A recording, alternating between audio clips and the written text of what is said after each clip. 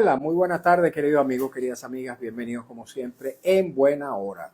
Su servidor, Mario Villegas, listo para compartir con ustedes hasta las 3 de la tarde de este día, lunes 18 de mayo. Nuestro programa, una presentación de Agrepa, el mejor asfalto que se produce en Venezuela.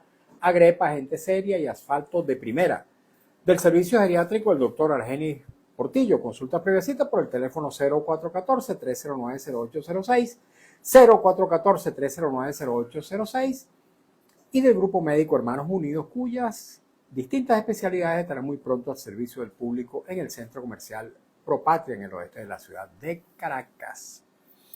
Hoy vamos a estar hablando de economía, de política y un poquito de cada cosa, porque nuestro invitado es una persona que ha ocupado posiciones importantes en el mundo empresarial y también en el mundo de la política.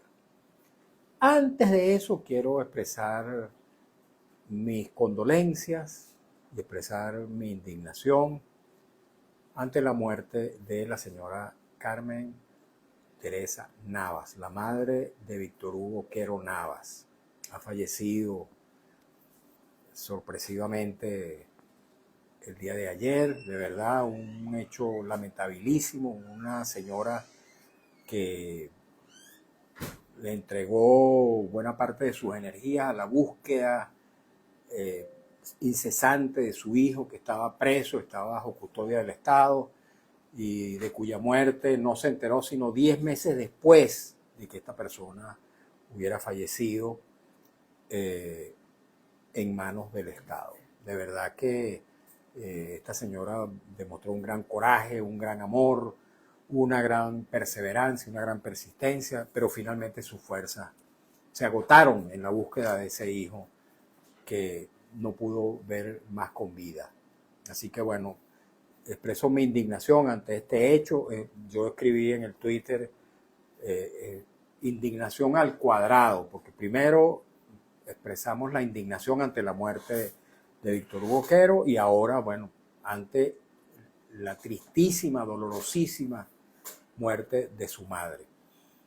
Bueno, así que ojalá que este tipo de cosas no continúen ocurriendo, que los responsables de la muerte de Víctor Hugo Quero corran con las sanciones que correspondan, que se hagan investigaciones absolutamente independientes, que permitan esclarecer finalmente las causas de la muerte de este joven venezolano y que las personas que tengan responsabilidad en su muerte paguen con las culpas que correspondan. Pero bueno, voy a dar entonces la bienvenida, decía, a una persona que ha estado al frente del liderazgo empresarial y también al frente del liderazgo político. Fue presidente de Fedecámaras, la Federación de Cámaras y Asociaciones de Comercio y Producción, y es en la actualidad el coordinador nacional de un nuevo partido, a pesar de que ya tiene varios años, es relativamente nuevo en comparación con los partidos históricos venezolanos. Se trata del partido Generación Independiente, Gente. Bienvenido, Noel Álvarez. ¿Cómo estás, Noel? Muy bien, Mario, muchas gracias. Muchas gracias por la invitación y para mí es un placer, después de unos cuantos meses de vacaciones, volver a compartir contigo. Así Pero estamos es. aquí. Estuviste en Canadá. Sí, sí. En Canadá, como decimos popularmente.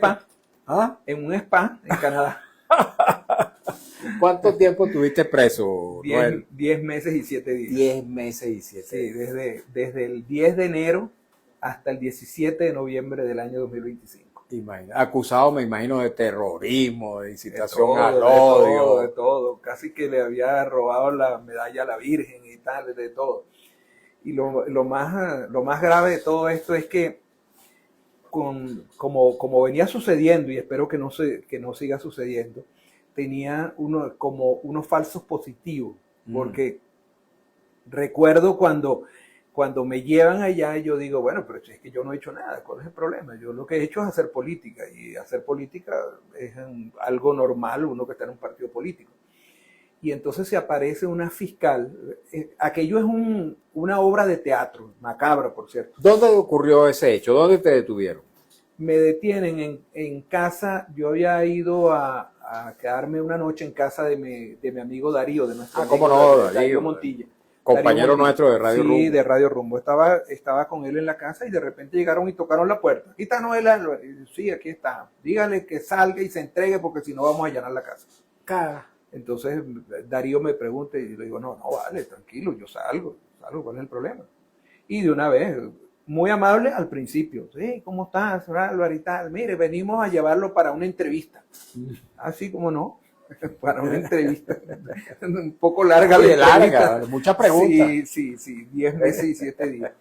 Y me montaron en una camioneta, tenía un poco de carros ahí negros al frente. Y full armado. Sí, todo, total. Y entonces me montaron en una camioneta y de una vez me dijeron, mire, por medidas de seguridad le vamos a tapar la cara. Y entonces con la franela que yo cargaba me encapucharon. Imagina. Y desde ese día duré 5 días encapuchado. Que no sabía dónde estaba, ni quién me hablaba, ni nada. Solamente llegaban y yo identificaba que unos eran mujeres, otros hombres, no sabía dónde estaba y todo. Siempre, y esposado con algunas esposas que llaman el pulpo, que estás esposado las manos y estás esposado los pies, o sea, tienes que caminar ahí a pasito de conga. Y me tiraban a dormir en una colchoneta, pero en un sitio, después me enteré dónde era, ¿no? El sitio lo llaman La Arenosa, es una quinta que está en las subidas hacia Cumbres de Curumo, por allá. Están metidas, creo que la abandonaron, por cierto, después de ¿Y todo. qué te decían? Bueno, me preguntaban por María Corina. ¿Dónde está María Corina? Yo qué sé dónde está María Corina. Mire, ¿y cómo le mandan los mensajes María Corina? Y yo le decía, bueno, eso llega a través de un chat de Signal que tenemos, y eso se borra cada 5 minutos. ¿Cuáles son las embajadas con las que ustedes trabajan? Yo no sé. Y bueno, ¿y cómo hace esto? Y yo le dije, mire, vamos a aclarar una cosa. Yo soy director de campaña del Estado Miranda. Yo soy un ente operativo. Yo no soy nada yo no pertenezco a la Comisión de Estrategia. Si usted quiere saber toda esa planificación, usted tiene que hablar con una de la gente de estrategia. Yo soy de estrategia. A mí me dan una orden y me dicen, mire, usted va allá, usted monta un evento, usted hace esto, y yo con mucho gusto, yo lo hago. ¿Y el dinero? ¿Cuál dinero? El dinero que le dan para la campaña, no, chicos, y nosotros no tenemos dinero. Ay, usted me va a decir que no tenían dinero. No teníamos dinero. ¿Y cómo hacían para sufragar? Bueno, pulmón y bomba, le digo. ¿Y cómo es eso que pulmón y bomba? Bueno, le llegábamos y le pedíamos 1 kilo de arroz a una gente, un pollo, no sé qué cosa, y empezamos, y así era como cubríamos. Y por cierto, que eso fue así. Nosotros pedíamos, pues, bueno, parecíamos una niñita ciega pidiendo con la broma por todas partes. Ahora, llegó un momento en que dejaron de interrogarte, me imagino, porque se cansarían de... Bueno, al no, final. No, perdón. Fíjate, los primeros días, lo que es el periodo de investigación, te están interrogando a cualquier hora, hasta de madrugada, te levantaban de repente, ajá, mire y tal. ¿Y te amenazaban?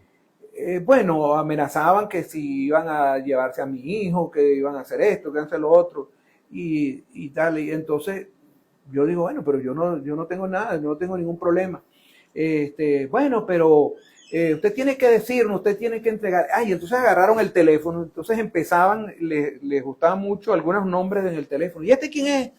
Bueno, ese es fulano. Y entonces les interesó mucho un nombre que tenía y que lo tengo grabado porque es amigo de hace mucho tiempo, que se llama Álvaro Uribe. Imagínate, y entonces, Álvaro Uribe Vélez. Álvaro Uribe Vélez. Mire, ¿y este Álvaro Uribe? Le digo, sí, ese es el presidente. ¿Usted conoce? Sí, claro, él es amigo mío. Y hablo con él cuando puedo y tal. Entonces, algunas veces él me escribe y entonces, bueno, y tal. Y me preguntaban por otro, Carlos Ocariz me preguntaban. ¿Y este es Carlos Ocariz? ¿Y este es Antonio Ledesma? Sí, ese es Antonio Ledesma. Y tal, iban viendo la broma. Y era muy cómico porque entonces después empezaron a redactar, los tipos redactaban, pero me pusieron con unos muchachos que creo que eran muy nuevos, ¿no? Entonces empezaba, yo le decía, mira, vale, esa declaración está mala. Eso no está bien escrito. Eso. Ajá, ¿y cómo es? ¿Usted me permite que yo le ayude? ¿Usted me permite que yo le ayude a redactar eso? Sí, cómo no. Entonces, escriba ahí, pues. Y entonces, usted tal y tal cosa y tal. Entonces después ya ellos venían y me decían, mira, quedó bien así. Me mostraban la computadora. Y yo le decía, sí, está bien así. Entonces, bueno, ese es un chiste. Resulta que cuando me llevan a la audiencia esa de presentación... porque llegaron a presentarte ante un juez. Claro, la primera, para dejarte privado de libertad te presenta. No tienes una orden de detención ni nada, ni de allanamiento ni nada, pero cumplen con unos pasos ahí internos de ellos.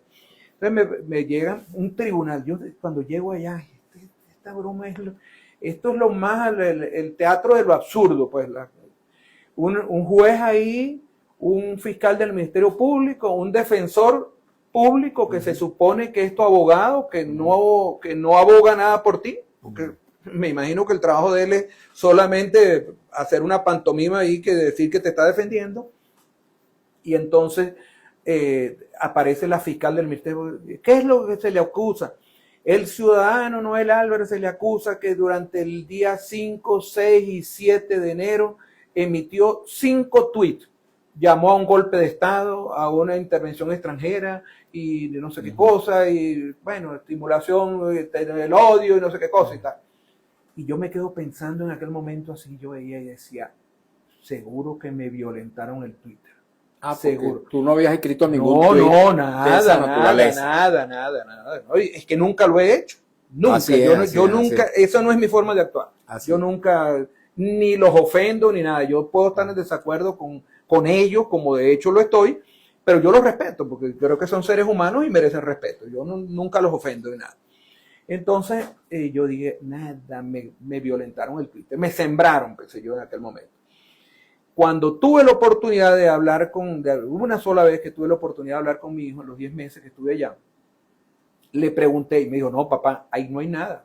Nosotros buscamos el récord, no sé cómo le llaman a la cuestión. El histórico, pues. Sí, el histórico de eso. Desde el año 2010, cuando yo abrí el Twitter, y nunca esos tweets estuvieron ahí. O sea que fue un falso positivo de unas personas que, como digo, era un teatro montado donde alguien venía y decía, mire, este tipo se robó esto y tal, y el otro decía, sí, dijo el juez y tal, queda privado de libertad. Nada, eso era mentira. Un poco de delincuente, porque al final esos son unos delincuentes más delincuentes que los que andan por ahí atracando con una pistola. Una persona que es capaz de hacer una cuestión de eso, un fiscal del Ministerio Público que se supone que está allí para defender la ley, la legalidad, que se preste para hacer una vagabundería de esa, mira, eso es terrible. Y el juez, por supuesto. Y después, bueno, te llevan después lo que llaman a la audiencia preliminar y te dejan privado también, porque a los 66 días creo que fue que me llevaron a una audiencia preliminar y se repitió el show, igualito, la misma broma y tal. Ya estaba otro fiscal, estaba otro defensor público que, por cierto, se murió. ¿Ah, sí? El defensor público se murió, pero lo chistoso de todo esto, porque es que lo que pasa que es tan absurdo que uno después casi que le dan ganas de reír. Si no fuera tan serio, le dan ganas de reír las cosas. Cuando a mí me liberan por una negociación que hizo el empresariado, como soy expresidente de cámaras y asesor vitalicio de ellos, fueron y hablaron con el alto gobierno y le dijeron que una de las formas de tranquilizar un poco algo que estaba ahí, que no estaban bien en ese momento entre el empresariado y el gobierno, era que me dieran libertad. Y ellos piden que me den casa por cárcel, ni siquiera pidieron la libertad, sino casa por cárcel. Pero bueno, le dio y bueno, me liberaron. Me liberaron con medidas, por cierto, con cuatro medidas cautelares. Prohibición de salida, sí, prohibición de salida, presentación, bueno. Sí, prohibición de dar declaraciones públicas, prohibición de hacer proselitismo político, esos eran los 4 sí. Que tenía allí. Entonces, cuando me llegan con esta cuestión de todo el juez y me dictan toda la privativa y tal, cuando yo salgo, que voy al tribunal, digo, aquí estoy yo. ¿Y quién es usted? Bueno, yo soy Noel Álvarez. ¿Y usted para qué viene aquí? Bueno, porque yo estaba preso. ¿Usted estaba preso desde cuándo? Bueno, yo tenía... ¿Y cuándo lo soltaron? Bueno, me soltaron hace días. Y bueno, ¿y dónde está su expediente? No sé, si no saben ustedes, yo vengo aquí a que averigüe. No, pero es que aquí no tenemos nada. Y ese es el tribunal ante el que tenías que presentarte sí, claro, el tribunal al que tenía que presentarme. Entonces no sabían nada. Entonces viene uno y me dice, es que el juez está preso. Ese juez- es el Maximiano. uno No. de ellos, yo no sé ni siquiera cómo se Hay llama. uno que era el juez de terrorismo que Ajá, estuvo bueno, el preso. tipo era juez tercero, creo que era. Ajá. El tipo estaba preso. Y me no, se está preso en el helicoide, en la parte de abajo. Ajá, con razón yo no lo vi porque yo estaba en la parte de arriba. O sea, el juez que Sí. me dictó la broma estaba preso también. Claro. Entonces empezaron a buscar, no aparecía el expediente, no aparecía y nunca apareció el expediente. Entonces llego, no, es que está en inventario el tribunal. Yo me voy por otros contactos y bromas y averiguo por otros canales, averiguo y me dicen, bueno, estás en tal parte, dile que vas para allá. Entonces llego y me dicen, bueno, ¿sería que ese expediente lo llevaron ya para tribunal de juicio? Y le digo, bueno, a lo mejor. Ajá, ¿y dónde voy? Bueno, mire, aquí hay 4 tribunales de juicio, vaya al piso 5 y usted empieza a preguntar por todos los tribunales a ver dónde está. Bueno, entonces yo tuve, claro, como ya yo sabía dónde estaba, yo estaba era cumpliendo como un requisito ahí, entonces me fui para allá, llegué al tribunal y le dije, mire, yo vengo aquí a presentarme, tal, y entonces me dice, ¿usted quién es? Noel Álvarez. ¿Y usted está seguro que está aquí? Bueno, sí, a mí me dijeron que está aquí. Entonces buscaron, ah, sí, aquí está. ¿Y usted por qué no había venido? Bueno, pero si tengo 1 mes y medio allá abajo metido y nadie me dice dónde estoy. Yo he venido un montón de veces. Ah, bueno, ok. Entonces abrieron un cuaderno con una broma ahí, bueno, se presentó y tal. Me pusieron presentación cada 15 días. ¿Y lo está cumpliendo todavía? No, ya tengo está medidas. libre. Sí, no, totalmente. ya estoy libre, ya estoy libre. Libertad Ya plena. sí, me dieron ya el sobreseimiento y tal. Y entonces la gente me decía, agradece, que voy a estar agradeciendo, chico. Voy a estar agradeciendo que soy un delincuente. Yo no tengo que Te agradecerle nada porque yo robaron no he hecho 10 nada. años, 10 meses y 10 pico de tu meses, vida. que son como 10 años. Así Esa es. broma no, un día metido en una cárcel, eso es como 500 días para el que está libre. Así es. Entonces, bueno, pero lo importante de todo esto es que, primero, que es una experiencia. De verdad, yo lo tomo como una experiencia y de verdad hasta se me olvidó. La gente me dice, mira, ¿tú te recuerdas? No, chico, no me estás recordando eso. Algunas veces yo estuve preso. De verdad, yo borré esa broma de mi mente y digo, yo lo que hice fue fortalecerme allá adentro. Primero, me dio la oportunidad de reflexionar bastante. Segundo, leí mucho. En los primeros 6 meses yo leí 60 libros allá y en los últimos 4 meses leí 40 más, 100 libros. ¿Quién te proveía los libros? Había muchos presos que tenían cajas de Te libros prestaban. allá. Sí, la primera parte. Unos libros me llevaron a mí y los teníamos allí, pero después empezaron con un fastidio que no tenían que revisar todos los libros, entonces por si acaso subrayaban alguna frase que estuvieran mandando a decir Mensaje, escondidas. Sí. Entonces, y si era libros de política, nada. Entonces, no, cuidado. Sí, libros de política, Nada de política. Mira, Noel, acabas de decir que estos 10 meses te sirvieron para reflexionar mucho. ¿Sobre qué reflexionabas y qué conclusiones fundamentales llegaron a tu mente en ese periodo? Mira, lo primero es, tú sabes que yo estuve en el sector empresarial, estuve 25 años. Para llegar a la presidencia de Fedecámara fueron 25 años. Y 2 años después, casi 30 años, pasé en el sector empresarial. Y aunque parezca que no, uno se desprende mucho de la familia. Y mis hijos estaban pequeños. Me pasó a mí en el activismo sindical. Te pasó, bueno, eso es una cosa terrible. Yo recuerdo mucho, y me quedó grabado un día que mi esposa, que en paz descanse, me dijo, ¿tú sabes qué dijo tu hijo? Estaba más pequeño, dijo, yo quisiera que mi papá hubiese sido un albañil, pero para tenerlo todos los días en la casa, porque es que ahora casi no lo veo. Yo me recorrí el país 8, 10 veces y bueno, fue el tiempo que perdí de estar con mis hijos y con mi familia. Y entonces tú aprendes a valorar mucho la amistad, la cercanía, la introspección de uno mismo, tratar de estar yo con yo, como dice.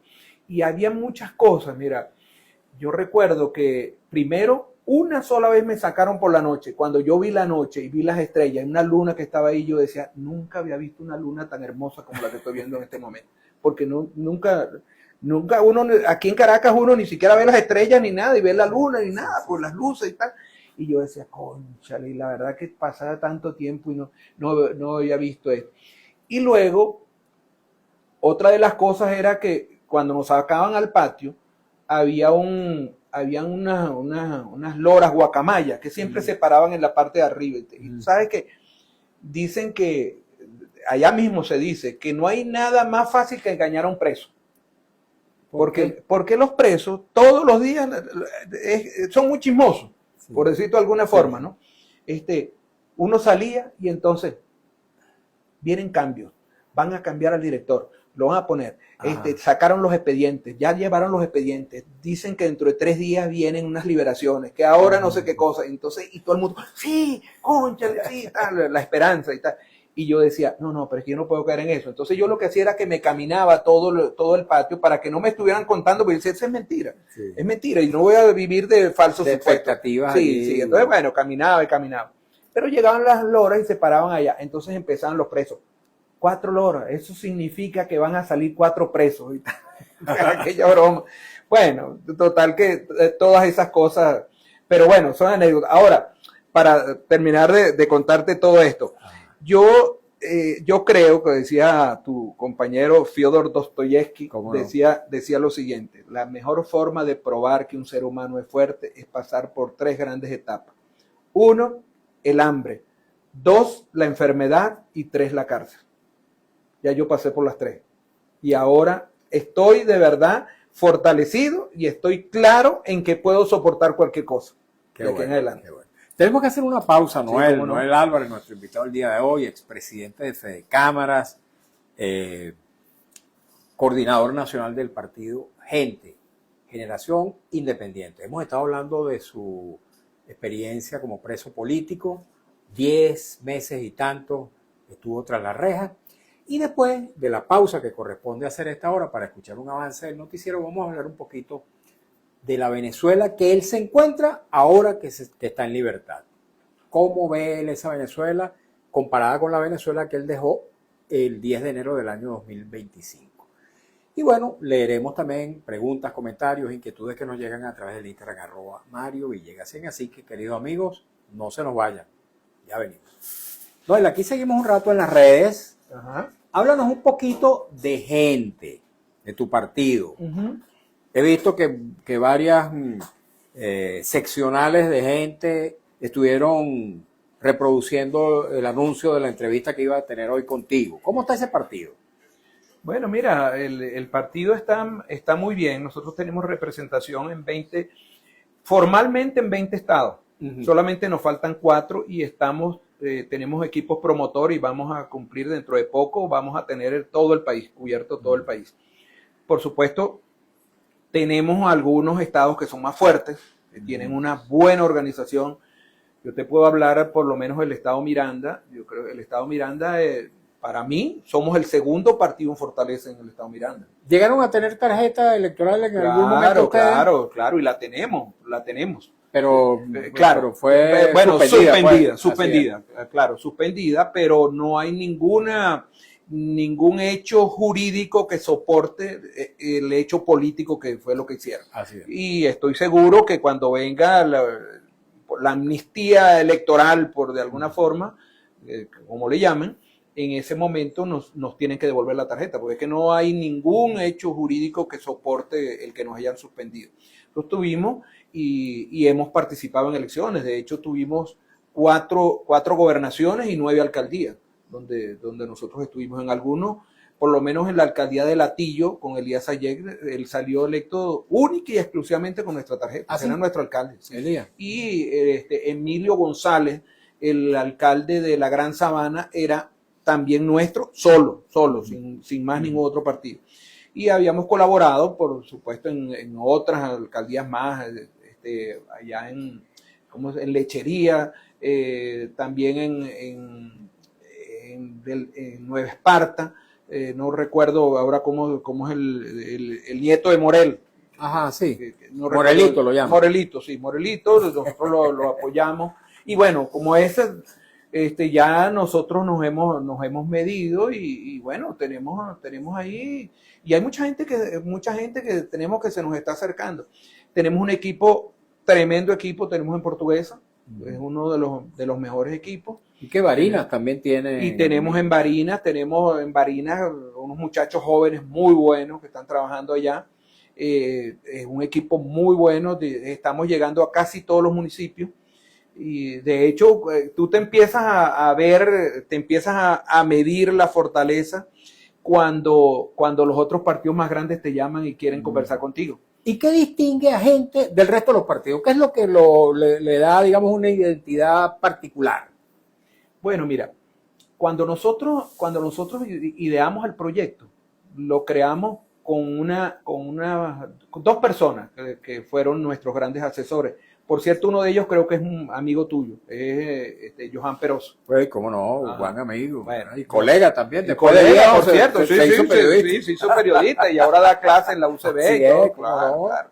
Y entonces, cuando nosotros creamos el partido, dijimos que iba a ser un partido de cuarta generación. Ajá. Y entonces la gente todo nos pregunta, y todavía de hecho nos pregunta, ¿cuál es el tema de los partidos de cuarta generación? Hay 3 generaciones anteriores de partido político. La primera generación, y eso lo conoces tú mejor que yo, la primera generación fue los partidos de cuadro. Sí. La segunda generación fueron los partidos de masa y la tercera generación los partidos de electores.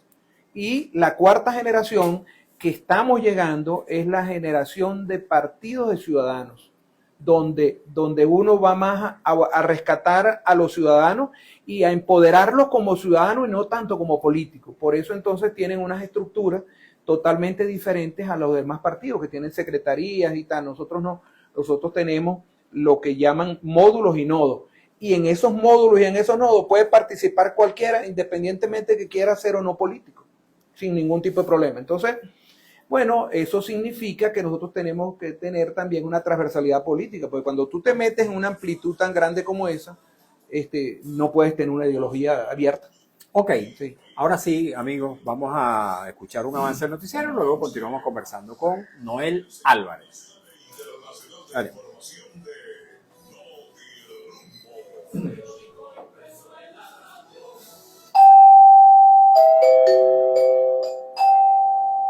Noticias informa este lunes el canciller Iván Gil exigió a Trinidad y Tobago información sobre un reciente derrame de hidrocarburos que, insistió, proviene del país insular, así como una indemnización por sus consecuencias en aguas, costas, ecosistemas y comunidades pesqueras venezolanas.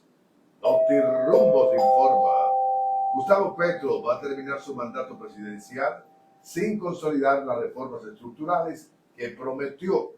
Las tensiones con el Congreso, el fracaso de la paz total con los grupos armados y choques diplomáticos con aliados históricos marcan sus 4 años durante su permanencia en la Casa de Nariño de Colombia. El colmo, los conductores de los jeeps de la alcaldía de Caracas en la ruta Estación Metro de Caracas, Propatria, Barrio Niño Jesús, en Catia, abusan con sus pasajeros, cobran tarifas ilegales y si no tienen la unidad full, pues no trabajan. Informó Notirumbos, los 31 minutos hora Rumbos, la emisora de Venezuela.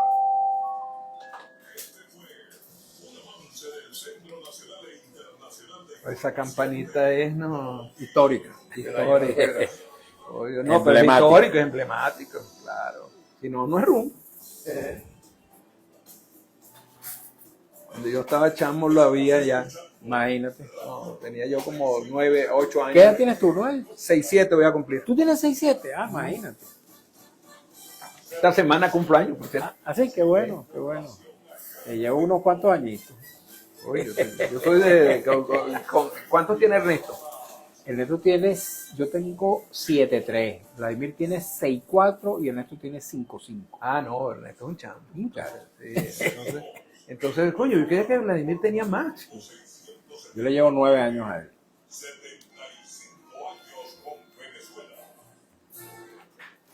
Continuamos en buena hora. Rápidamente, amigos y amigas, les recuerdo el servicio geriátrico del doctor Argenis Portillo. Siempre me complace recomendar este servicio porque conozco mucho de la calidad humana y profesional del doctor Argenis Portillo. Lo llaman popularmente el geriatra de Radio Rumbos. Aparte de ser médico geriatra, es también médico intensivista. Tiene su consultorio en la esquina de Las Ibarras, Avenida Urdaneta. También en el anexo del Hospital de Clínicas Caracas en San Bernardino y ofrece servicios domiciliarios para aquellos casos en que el paciente así lo requiera. Tome nota, por favor, de su número telefónico, puede resultarle de utilidad. 0414-309-0806, 0414-309-0806, lo recomiendo ampliamente. El Grupo Médico Hermanos Unidos abrirá muy pronto sus puertas en el prestigioso centro comercial Propatria, en el oeste de Caracas. Somos un grupo de profesionales de diversas especialidades y con gran sensibilidad, inspirados en el espíritu de José María Vargas. Nos motiva la solidaridad con nuestros pacientes, a quienes atenderemos de 8 de la mañana a 6 de la tarde en el centro comercial Propatria, nivel 5. Grupo Médico Hermanos Unidos, confianza y fe. Dejábamos una pregunta en suspenso en esta conversación con Noel Álvarez, expresidente de Fede Cámaras, actual coordinador nacional del partido Generación Independiente, gente y expreso político. Menos mal que ya está en libertad.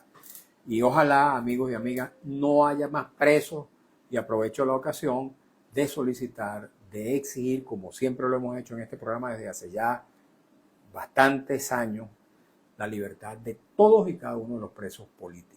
Que no exista más presos políticos en Venezuela de ninguna naturaleza. La pregunta que dejamos en el aire: cuando Noel Álvarez se incorpora a la vida pública después de haber estado preso más de 10 meses, ¿cómo es esa Venezuela que te encuentras, Noel? ¿Cómo la percibes tras haber estado tras la reja durante todo ese periodo? Bueno, yo creo que la Venezuela seguía, en ese momento seguía siendo lo mismo, ¿no? Lo que me había ido, parecía que era una copia de lo que estaba en el momento cuando me fui. Sobre todo el tema de la inflación, la carestía de la vida para la gente, cosa que sigue estando. Todavía no había ocurrido el 3 de enero. Todavía no había ocurrido el 3 de enero. Acuérdate que sí, tú saliste en noviembre, ¿fue? Yo salí en noviembre, el 17 de noviembre. Entonces, como no había ocurrido el 3 de enero, todo sigue igual. A partir del 3 de enero ha habido algunos cambios. Cambios cosméticos, diría, no son de mi total agrado.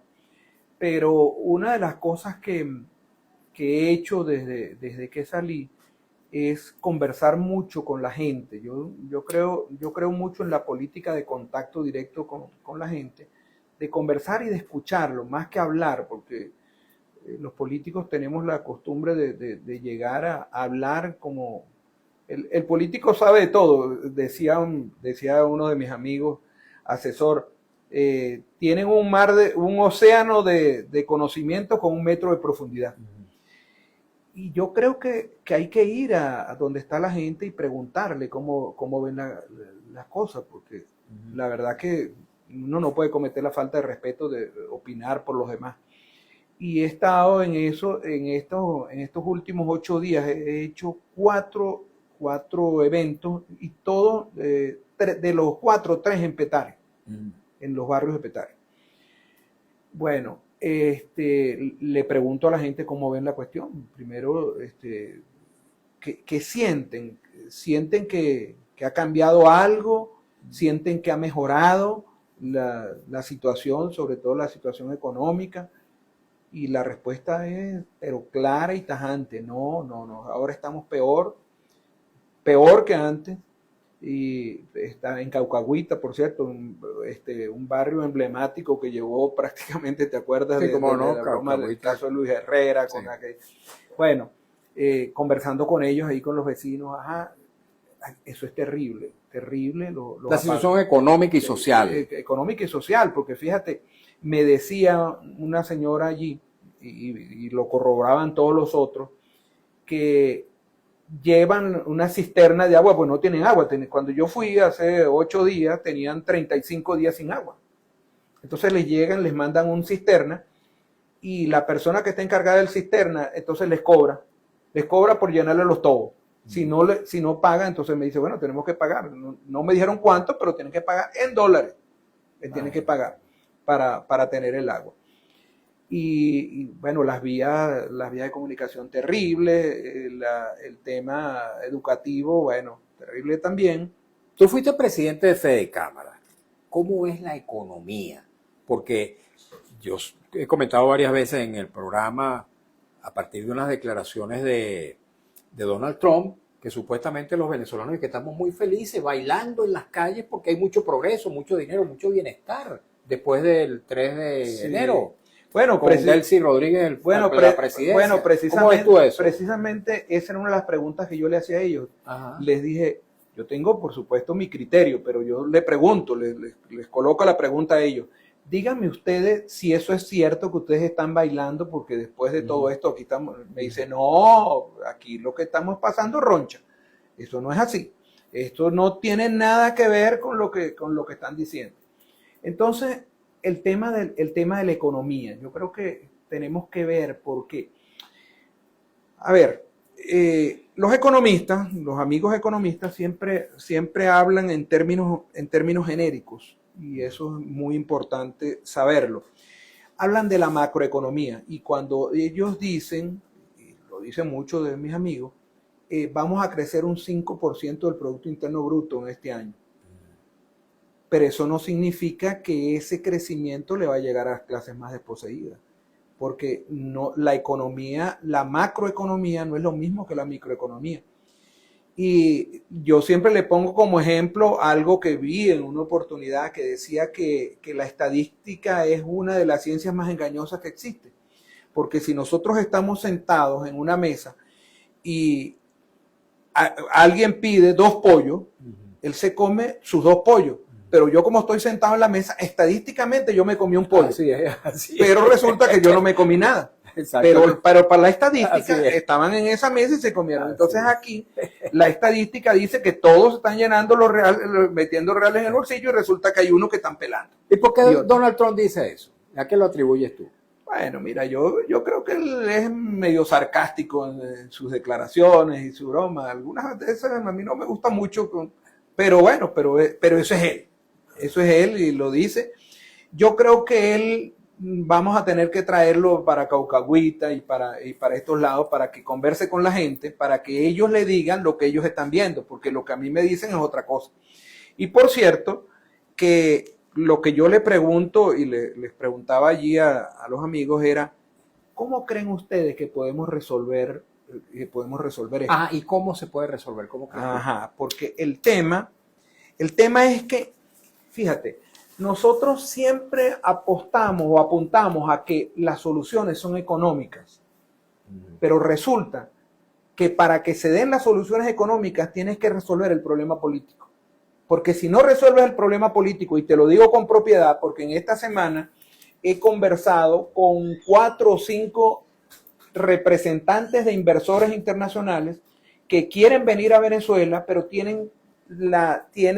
deben tener la garantía, seguridad jurídica para que ellos puedan venir a invertir. Porque me decía uno de ellos, el más importante, que viene de Nueva York, representa un fondo de capital de riesgo que maneja 21 mil millones de dólares. Claro. Y que pudieran venir a Venezuela a invertir, por lo menos a buscar partner aquí en Venezuela. Y él me decía, mira, nosotros tenemos que tener seguridad por lo menos 10 años por delante. No es que vamos a resolverlo ahorita aquí. Y yo le decía, ay, ¿cómo ves la cuestión? No, ¿cómo está la situación ahorita? No. Aquí no hay, o sea, nosotros tenemos muchos proyectos para Venezuela, pero si esto no se soluciona. Y la pregunta entonces yo a los amigos de allá de Caucagüita y a todos estos es, ¿cómo solucionamos? Porque una vez que tú los vas invocando para allá para decirle que tienes que resolver el problema político para que puedas resolver el problema económico y problema social, por supuesto, te dicen, sí, tenemos que llegar a unas elecciones. La pregunta es, ¿cuáles elecciones? ¿Cuáles elecciones? Sí, ¿Cuáles deberían ser? Bueno, no, fíjate, yo le puse la pregunta a ellos, yo no la respondí, yo tengo mi criterio, pero le pregunto, ¿cuáles elecciones? Elecciones presidenciales. ¿Usted está seguro? Sí, porque nosotros sabemos que los alcaldes sin la presidencia de la República y sin nada no van a poder hacer nada y van a seguir con lo mismo. Entonces, por lo tanto, aquí tenemos que resolverlo. Tenemos que resolver el problema del interinato, para que venga un presidente legítimo y que pueda comenzar a solucionar los problemas. Y tú suscribes esa opinión popular. Claro, por supuesto, yo la suscribo y la apoyo, ¿no? Y a lo mejor de repente también uno tira, tú sabes, ahí la broma, porque yo creo, y lo he discutido en mi partido y resulta que nosotros inclusive hemos presentado, porque somos parte del Comando Nacional, hemos presentado nuestra propuesta. La propuesta nuestra es que deben ser unas elecciones presidenciales con elecciones parlamentarias en primer lugar. Y una vez que... ¿En qué fecha? Bueno, mira, el tema ya, como yo no soy experto electoral, yo me someto o por lo menos me guío por lo que dice el experto electoral, que es Humberto Villalobos, el experto de 20 Venezuela, y él habla de que una vez que se comience el proceso debe demorar 40 semanas aproximadamente para poder llegar a unas elecciones confiables. O sea, el año que viene. El año que viene, porque si estamos hablando de 40 semanas, es casi un año, porque 52 semanas es un año. Entonces, y si no comenzamos, porque ese es el otro tema, no hemos comenzado. Desde el momento hay que comenzar por la elección del nuevo CNE, supongo. Claro, por supuesto, tienes que comenzar por una elección del CNE, por todo lo que es la reconstitución del registro electoral permanente, darle la entrada a todos los nuevos votantes, a depurar con los que tienen allí, que es gente que se ha muerto, y también de alguna forma también registrar, darle el cambio de residencia a esos 4,5 millones de personas que están fuera, que tienen tanto derecho a votar como nosotros y que no los están reconociendo. Eso por un lado. Por otro lado, tienes que de alguna forma ver cómo solucionas el problema de los partidos políticos, porque tienes un montón de partidos políticos que los tienes deslegitimados y tienes que resolver el problema. Tienes unos que están judicializados que también tienes que resolverlo, y tienes una cantidad de personas que en estos momentos tienen unas medidas que no les permiten postularse. Entonces todo eso tienes que solucionarlo y tienes que garantizar una observación internacional pre, durante y posterior a las elecciones para que las elecciones sean limpias. Fíjate, hay una tesis de algunas personas que quieren el cambio, por supuesto, pero han, digamos, perdido la credibilidad en el sistema electoral. Y entonces dicen que bueno, que las elecciones tienen que ser manuales. ¿Tú qué opinas al respecto? Bueno, mira, el tema es que ellos mismos se han dado la tarea, cuando digo ellos, digo el chavismo, se ha dado la tarea de alguna forma de generar falsas expectativas con respecto al sistema electoral. ¿Por qué? Yo se lo digo a todo el mundo. Porque es que eso les interesa a ellos. Porque cuando tú tienes una población cautiva, como tienen ellos aproximadamente 5 millones de personas, que les responden a ellos o que les respondían, porque cuando las últimas elecciones sacaron 3,5 millones de votos, quiere decir que se le había perdido 1,5 millones, ¿no? Pero siempre tienen, el primer empleador del país es el gobierno, tiene 5 millones de una forma u otra. Si ellos dejan colar una tesis que quede en la incertidumbre o en la duda de que se puede averiguar que el voto no es tan secreto, entonces ellos van a poder chantajear, por decirlo de alguna forma, a las personas que dependen de ellos económicamente. Y eso les conviene. Y ellos, tú nunca verás a ellos decir, no, aquí el voto está cerrado, no hay ningún problema. Y yo digo, bueno, no sé. Entonces siempre dejan aquella duda. Entonces el que viene, porque yo hablo con montones de gente en la calle, mira, pero es que me van a saber por quién voté y entonces me van a quitar la bolsa o me dan una ayuda para un bono para no sé qué cosa y tal. Y bueno, algunas veces, mire, yo no puedo ir a la reunión porque si me ven y me toman una foto, entonces me quito. Y yo le digo, anda para allá para su broma, reciba sus reales, reciba su broma, pero usted vote con su conciencia. Yo tengo la idea de que el voto manual, por experiencia que hemos vivido en los años precedentes, es mucho más vulnerable, mucho más frágil, mucho más susceptible de ser fraudulento que el voto automatizado. Si el voto automatizado cuenta con todas las auditorías previas, durante y posteriores. Sí, bueno, mira, yo la verdad que, a ver, yo no tengo preferencia, pero si me llamaran ahorita en estos momentos, en un momento que estamos en una transición, en un periodo terrible, lo que genere mayor confianza tenemos que hacerlo, porque de verdad, los países que tienen votaciones manuales son más rápidos para entregar resultados que nosotros. Colombia, Bolivia y otros en España mismo, cualquiera, y las votaciones son manuales, no tienen máquinas electrónicas y a las 8 o 9 de la noche están dando resultados y aquí estamos esperando a las 3 de la mañana con el mejor sistema electoral del mundo y nos dormimos y despertamos de madrugada que están dando los resultados. Pero fíjate, cuando los dan, porque por cierto, el CNE desde las últimas elecciones tumbó la página y no sabemos nada. Bueno, pero fíjate, precisamente el hecho de que ocurriese lo que ocurrió el 28 de julio del año 2024 es que no pudieron hacer el fraude con las máquinas, con el resultado, porque el resultado claro, era, no lo podían manipular. Sí, pero Mario, entonces, omitieron el sistema automatizado e inventaron una cifra claro, ahí que leyó claro, pero fíjate, el tema fundamentalmente, más allá de las máquinas, que es lo que yo insisto todo el tiempo, ¿por qué tú no le dices que todas las papeletas, que todos van a estar, pueden ser examinadas? Entonces empieza con la duda, bueno, que es el 54% nada más, y entonces lo otro. Y luego entonces ese mismo día, empezaron a perseguir a los testigos. Es más, chicos, no le iban a entregar las actas tampoco. Mira, ahorita yo tuve una reunión este sábado, yo juramenté la coordinación de mi partido en el municipio Sucre, en Petare. Y de repente una persona que estaba allí, estoy hablando de este sábado, que estaba allí, me dijo, mire, yo voy a dar prueba de lo que nosotros hicimos. Y sacó y me dijo, mire, le voy a hacer entrega de esto. Y me entregó 2 actas. Ahí las tengo en mi casa. Dos actas desde aquella época. Bueno, ellos empezaron a perseguir a los testigos y los testigos se llevaron las actas. Pero eso es lo que nosotros pudimos rescatar en aquel momento. Con eso hicimos la proyección, teníamos casi el 80% de las actas y con eso nosotros pudimos determinar, si nosotros hubiésemos tenido el 100% de las actas, hubiésemos pasado 9 millones de votos para Edmundo González. Entonces, mira, al final, venga lo que venga, si le ponen las máquinas, si ponen, nosotros vamos a ir y le vamos a ganar porque ellos son minoría. Ellos son minoría y lo saben. No pasan del 5%.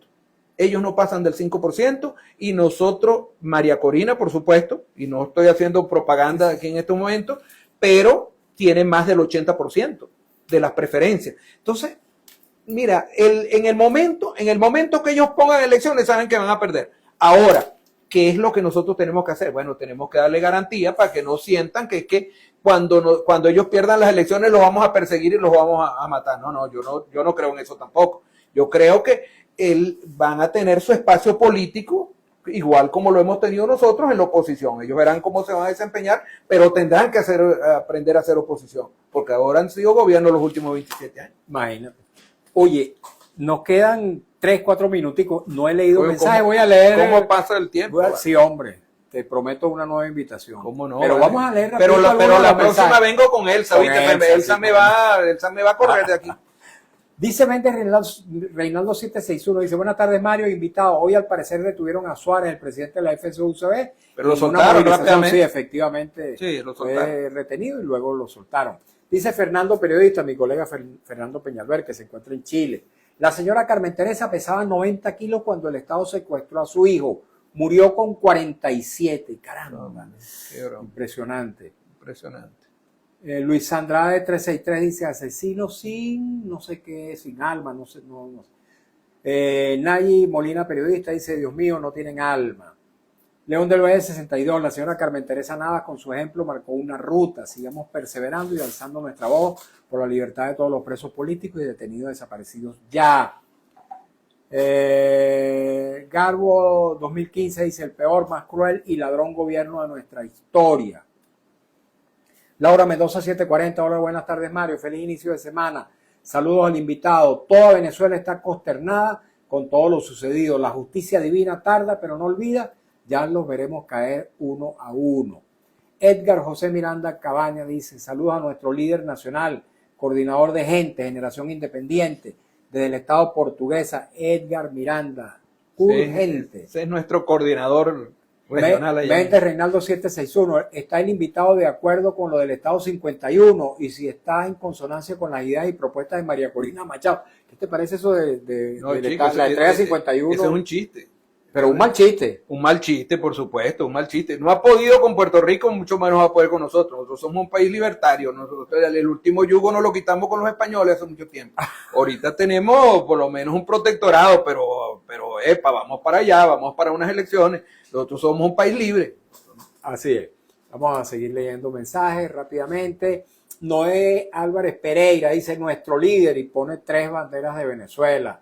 Vectora 749, bravo, Noel, así se habla. Laura Mendoza 740, que Dios los acoja en su santa gloria, que en paz descansen, amén, amén, descansen en paz, Víctor Hugo y la señora Carmen. Nayi Molina, periodista, por favor, señor, hable completo, es necesario que él, que crea o no, entienda por una buena vez, no sé a qué se refiere, pero aquí hemos hablado claramente, tanto el invitado como este servidor. Ilsa Arteaga dice, amigo Mario, saludos, solamente no son jueces del horror, también policías del horror, militares del horror, diputados del horror, ministros del horror y además periodistas del horror, una sociedad de cómplices. Oye, Mario, te metieron con tu gremio. Bueno, es que hay periodistas buenos, periodistas malos, hay militares buenos, militares malos, empresarios buenos, empresarios malos. Sí, así es. Políticos buenos, políticos malos. La profesión no es la que determina la calidad moral de las personas. Roberto Car 05 dice saludos Mario, un fuerte abrazo desde Barinas, gran abrazo. Manuel BM11, saludos a nuestro coordinador nacional Noel Álvarez desde Gente, Portugal. Desde Portugal. De Portugal, imagínate. Las audiencias fueron telemáticas, dice Noel Álvarez Pereira. Méndez Reinaldo 761, informan que acaban de liberar al presidente de la FCU. Sí. Bueno, se nos acabó el tiempo, Lourdes, o nos queda un minutico para leer. No nos queda. No nos queda. Yuri Valecillo dice, recordemos que el padre del diputado Jorge Rodríguez fue apologista de los Gémenes Rojos. Usted tuvo un proceso modelo campuchea democrática. Bien, muchas gracias amigos, de verdad que sí. Muchas gracias a Noel Álvarez, nuestro invitado. Muchas gracias a ti, Mario. Te invitaremos nuevamente, Noel. Muchas gracias, Mario. Muy amable por habernos honrado con tu presencia. No, por favor, siempre es un placer estar aquí contigo. Gracias. A ustedes también, amigos, muchas gracias por habernos acompañado en esta nueva edición de nuestro programa En Buena Hora. Lamento no haber podido leer todos los mensajes, pero agradezco muchísimo la amabilidad de enviarnos. Hemos trabajado para ustedes con mucho cariño, como siempre, en la dirección de Radio Rumbos, Elsa Siciliano, en la jefatura de prensa Luis Alberto Albornoz, en los controles Lourdes Pérez, en la lectura de las informaciones Alex Márquez, en las redes sociales de Radio Rumbo Marco Rivera, frente a los micrófonos su servidor Mario Villegas con V. De Venezuela, nuestro programa, una presentación de Agrepa, el mejor asfalto que se produce en Venezuela. Agrepa, gente sería asfalto de primera. Del servicio geriátrico del doctor Argenis Portillo, consulta previacito por el teléfono 0414-309-0806 y del grupo médico Hermanos Unidos, cuyas distintas especialidades estarán muy pronto al servicio del público en el Centro Comercial Propatria. Tengan todas y todos muy buenas tardes.